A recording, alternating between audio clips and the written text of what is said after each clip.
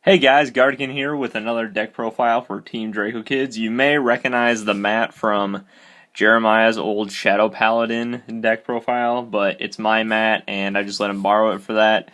And you may recognize the sleeves from my old Seal Dragon profile, but I got Miwa sleeves on that deck now because Miwa is my favorite character and I don't have any sleeves for this deck yet, so I just put them on this. And today I'm going to be showing you a Nubatama deck. Yes, now that set 13 is out, they can finally be played regularly. As a starting unit, I play Stealth Beast Kuroko. It is a female, I have come to figure out. I just thought it was a pink male fox, but anyway. It's pretty good. It's got Forerunner, as all starting Vanguards do now, and Soul Blast 1 when it boosts a hit on the Vanguard. And what you do with that is you can discard up to 2 cards from your opponent's bind zone, and they do not get those cards back at the end of your turn.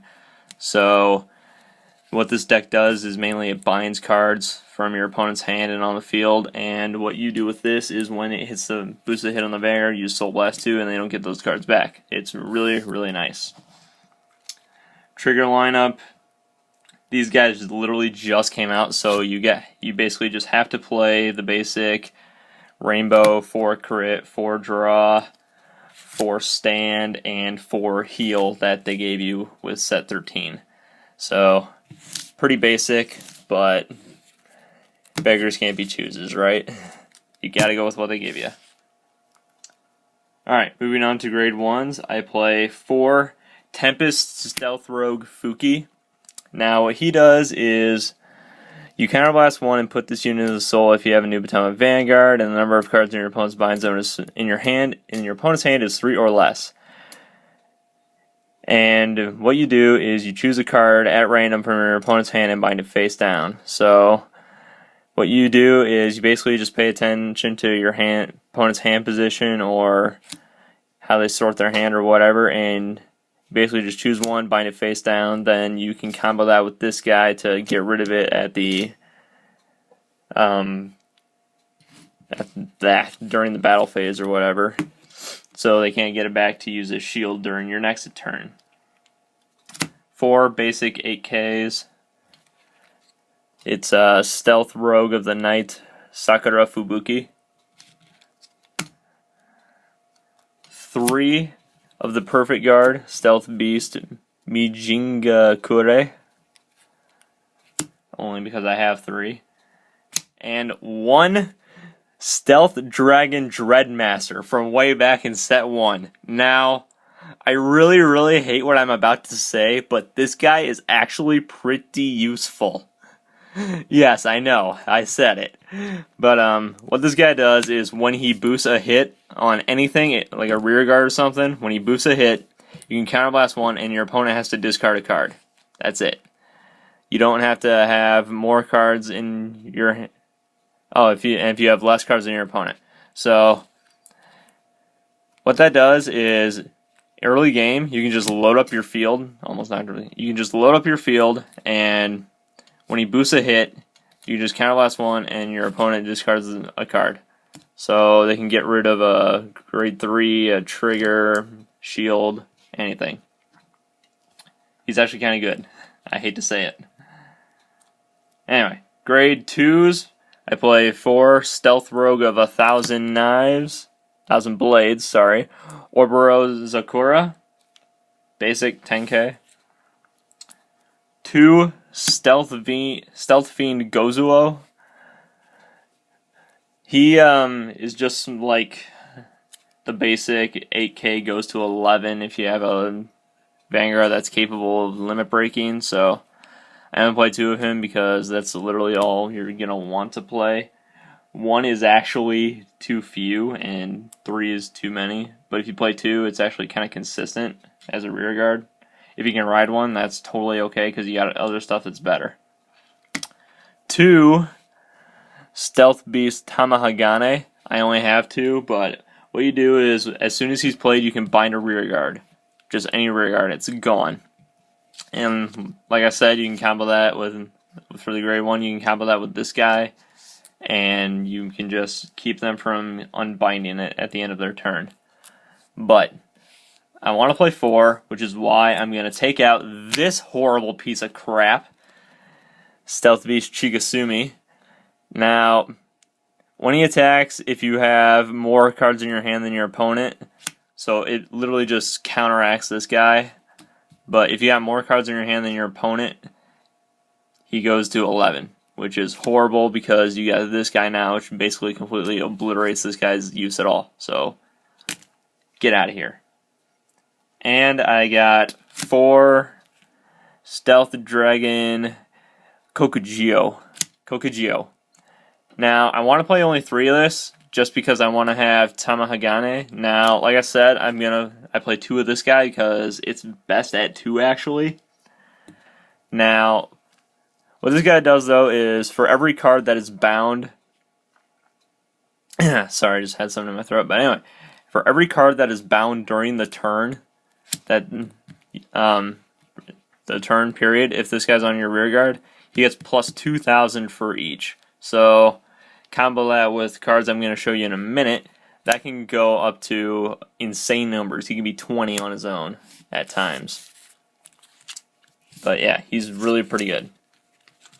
Get off the top. Chigasumi, you suck. Alright. Now, in this deck, I play a pretty basic lineup of what I want, except I can't right now because I have one of this horrible piece of garbage, Stealth Dragon Voidmaster. It's a 9k grade 3, which already tells you that it's horrible. On a Vanguard, he can go up to 12 if you have more. If this unit attacks, the number of cards in your hand is greater than your opponent's. This unit gets plus 3,000. So he'll go to 12 if you have more cards than your opponent. It's just terrible. Because again, that counteracts this guy, and it's bad. It's bad. Because there's stuff in that goes to 13 when it attacks a Vanguard. They're called break rides. Now, also, you counterblast 1 when this guy's attack hits if the card is less than... if the cards in your hand is less than your opponent. So, again, that just counteracts his first ability, and it's the same as this guy's. When you can just discard... your opponent discards a card if they let this guy hit, and you have less cards than they do. Again, it counteracts his first ability, and it's the same as this, only it has to attack. But it's just garbage. It's garbage. I hate it. I want it to burn. If it had 10, it would be still not worth playing, but better than what it is. It's just bad. Horrible. And as soon as I can, I'm going to take this thing out for one more of these. Shura Stealth Dragon Kabukicongo. Now, this guy is amazing. Alright? He is an 11k. Already he's better. But Limit Break 4, Counterblast 1. When this unit attacks, your opponent binds all of their rear guards. So it's kind of like Dragonic Lawkeeper in that aspect. But Counterblast 1 when he attacks, your opponent binds all their rear guards. And if your opponent has 3 or more cards in their bind zone when this effect is resolved, so if they got 1 over there from another card's effect and then you only bind 2 rear guards with this effect, he still gets the extra effect of that counterblast, which is this unit gets plus 10,000 until the end of the turn. To the end of that turn. Oh, no, to the end of the battle. I'm sorry. And he gets, your opponent gets those all back at the end of the turn, unless you combo it with this guy and Soul Blast 1 to get rid of 2 of them. Like I said, this guy's amazing. You combo that, you swing for 26, they let it hit because it's a Vanguard and they don't have the shield to nullify it, or they don't want to risk losing a bunch of shield over nothing and you getting a trigger. But, like I said, you just Soul Blast 1, you get rid of 2 that they don't get back. So, you basically want to get rid of the 2 front rows or a big booster and stuff with this guy, but it's amazing. So good. And then I play 4 of the Break Ride, Shura Stealth Dragon Kujikiricongo. One of them is SP that I got out of a box that I bought for $56 from John SP Mindham of Team 2XC. Now, we call him SP because he's trying to collect at least one of every SP, and luckily for me, he's already got one of these SP, so I looked out on that. But anyway, I bought the box. He wouldn't be getting it anyway. Sorry, John. I love you though for being able to sell me a box for such a low and affordable price. But anyway, this card, it's a great break ride.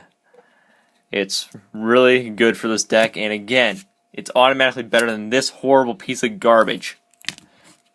But what this guy does is the break ride effect. You give your Vanguard plus 10,000, obviously, and then your opponent discards one card from their hand and binds a card from their hand face down. So you gotta be kind of careful with this guy because you may Soul Blast, and if you choose that face down one, you may get rid of something that they don't want at all. So I made the mistake of getting that. They discarded a draw trigger and they bound another draw trigger face down. So thinking that it may have been something kind of useful, I chose that with this guy's effect. That was a bad move. So anyway, yeah, with this guy's effect, if you can, do the Soul Blast. And if you can, choose stuff that is not face down unless you got it off of this guy's effect. Because you chose the card with that, and if you're lucky or you know your opponent well enough, you chose a card that they're going to need.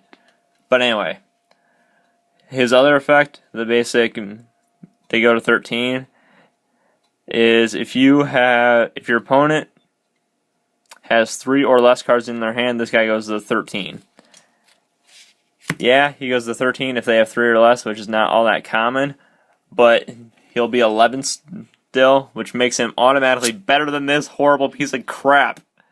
I want to get rid of Voidmaster so badly that I'm tempted to just take it out of this sleeve, rip it up, and burn it on this table. Not on the mat, of course, but on the table that this mat is on.